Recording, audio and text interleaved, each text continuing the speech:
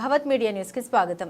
నిరాధరణ ఆరోపణ చేస్తే ఏపీఐఎన్టీ కాలనీ మాజీ అధ్యక్షుడు జక్క సుధాకర్ రెడ్డి పబ్బం గడుపుతున్నాడని పిర్జాదిగూడ మున్సిపల్ కార్పొరేషన్ 13వ డివిజన్ కార్పొరేటర్ ప్రసన్న లక్ష్మి శ్రీధర్ రెడ్డి తెలిపారు. ఆదివారం PINT colony community hall general body సమావేశం నిర్వహించారు. ఈ సమావేశంలో కాలనీ అసోసియేషన్ కమిటీ 2 సంవత్సరాల సమయం ముగియడంతో కాలనీ వాసులందరూ ఏకపక్షంగా కమిటీని రద్దు చేసినట్లు ప్రకటించారు. అనంతరం గణేష్ ఉత్సవాలను జరుపుట కోసం ఉత్సాహవంతులతో హడక్ కమిటీని ప్రకటించారు. ఈ సందర్భంగా కార్పొరేటర్ ప్రసన్న లక్ష్మి శ్రీధర్ రెడ్డి మాట్లాడుతూ పీఐఎన్టీ కాలనీ స్వచ్ఛతకు పరిశుభ్రతతో పాటుగా ప్రశాంతతకు కార్పొరేషన్కు ఆదర్శంగా ఉంటుందని, అన్ని రకాలుగా అభివృద్ధి చెందిన డివిజన్ నిలిచిందని తెలిపారు.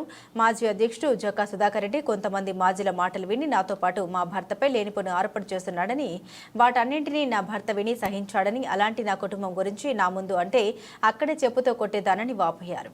ఆయన కాలనీ ప్రెసిడెంట్ అయినాక ఫస్ట్ వినాయక చవితి చేశాడండి. ఫస్ట్ వినాయక చవితికి నిమజ్జనం రోజు ఆయన ఆ రోజు కూడా ఒక గొడవ జరిగింది. దాంట్లో కూడా ప్రెస్ మీట్ పెట్టి ఆయన ఏం చేశాడంటే, ఒక కార్పొరేటరు వినాయకుడి శోభాయాత్రను ఆపింది, అది కరెక్టా అని ప్రెస్ మీట్లో మాట్లాడారండి. కానీ ఆ శోభాయాత్ర ఎందుకు ఆపామండి, ఎందుకు ఆపాడో చెప్పాడు ఆయన. మరి ఒక మన తెలుగు సంప్రదాయంలో ఒకటి ఉండేది, నేను సంప్రదాయంలో పుట్టి పెరిగిన అమ్మాయిని, నేను కార్పొరేటర్గా కాదు ఒక అమ్మాయిగా ప్రతి సంవత్సరం ఇంటి ముందు నుంచి శోభాయాత్ర పోతే దేవుడికి నీళ్లు పోసి కొబ్బరికాయ కొట్టి హారతి ఇయ్యడం అలవాటు. నేను అక్కడ మా ఇంటి ముందు శోభాయాత్ర వస్తుందని చెప్పేసి కొబ్బరికాయ హారతి నీళ్ళు పట్టుకొని నిల్చుంటే ఈయన ఉన్నాడు కాలనీ ప్రెసిడెంట్, ఇంకా చాలామంది ఉన్నారు వాళ్ళ కమిటీ మెంబర్స్, ఫుల్ తాగేసి ఉండి నా ఇంటి ముందు వెహికల్ ఆపొద్దు అని చెప్పేసి డ్రైవర్ చెప్తుంటే నేను విని ఎందుకు ఆపరని చెప్పేసి నేను డీసీఎం అడ్డం పోయినాను. అడ్డం నిల్చొని నేను హారతి ఇచ్చాను, కొబ్బరికాయ కొట్టి నీళ్ళు పోసి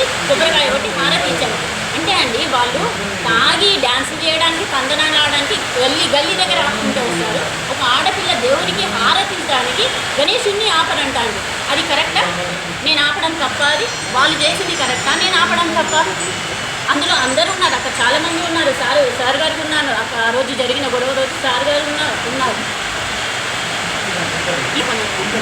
అంటే ఏం సంస్కృతి నేర్పుతున్నారండి వీళ్ళు కాలనీ ప్రెసిడెంట్. మేము కాలనీకి వచ్చి 15 సంవత్సరాలు అవుతుందండి. ఏ రోజు కులం పేరుతో కానీ మతం పేరుతో కానీ తిట్టుకోలేదు. ఏ రోజు ఇలాంటి ఏ ఆడపిల్ల హారతి పట్టుకొని నిల్చున్నా ఆ హారతి తీసుకొని వెళ్ళారు ప్రతిసారి. వీళ్ళు కాలనీ ప్రెసిడెంట్గా అయిన తర్వాతనే ఇలాంటి సాంప్రదాయాలండి. ఒక ఆడపిల్ల హారతి ఇస్తే హారతి ఇవ్వకుండా వెళ్ళిపోవడం అని ఇదా అండి వాళ్ళు నేర్చుకునే సంప్రదాయం. ఇలా కృష్ణయ్య గారు మాట్లాడతారండి, నేను మా వయసు చాలా పెద్దది, మాకు చాలా అనుభవం ఉంది, మాకు కూడా తెలుసు, మాకు నాలెడ్జ్ ఉంది, మీరు మా పిల్లల వయసు అంటారు. అదే నీ ఆడపిల్ల ఇంటి ముందు హారతి పట్టుకొని నిల్చుంటే నువ్వేం చేస్తావు సార్ కృష్ణయ్య సార్ గారు? మీరు నేర్పే సంస్కృతి ఏంటి ఇదేనా? ఇలాగే చేస్తారా మీ ఇంటి ఆడపిల్ల నిల్చుంటే?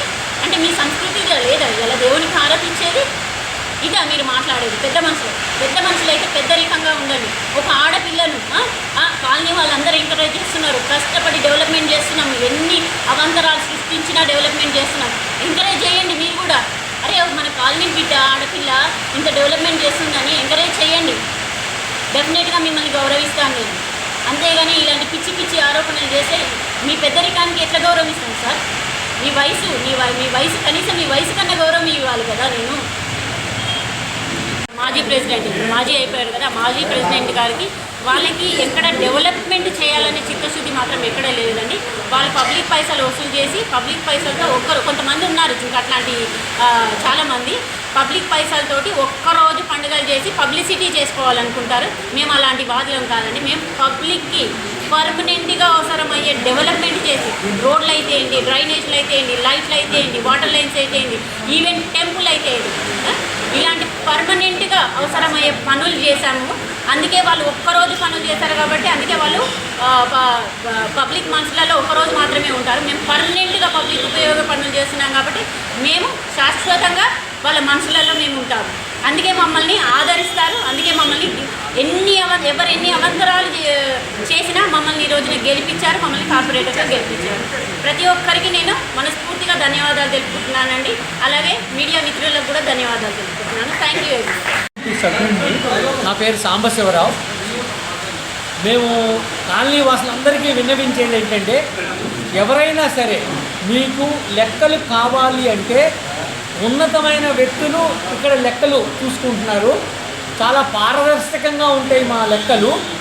మీకు ఏదైనా ఉంటే ఓపిక ఉంటే ఒకసారి వచ్చి ఆ లెక్కలు చూసి ఆ తదుపరి మీరు ఏదైనా చెప్పదలుచుకుంటే చెప్పండి. మీకు బుద్ధి పుడితే ఓ 1,00,000 రూపాయలు మీరు స్వామివారికి వితరణ చేయండి. ఇట్లా ఆలయ కమిటీ మీద లేనిపోని రాళ్ళు వేస్తే, ఒక్క రాయి ఇక్కడ వేస్తే 10 రాళ్ళు వచ్చి మీ మీద పడతాయి. స్వామివారితో చెలగాటాలు వద్దు, అది ఒకటి మనసులో పెట్టుకొని ప్రవర్తిస్తారని, ఆ భగవంతుడు మీకు సద్బుద్ధిని ప్రసాదించాలని నేను వేడుకుంటున్నాను.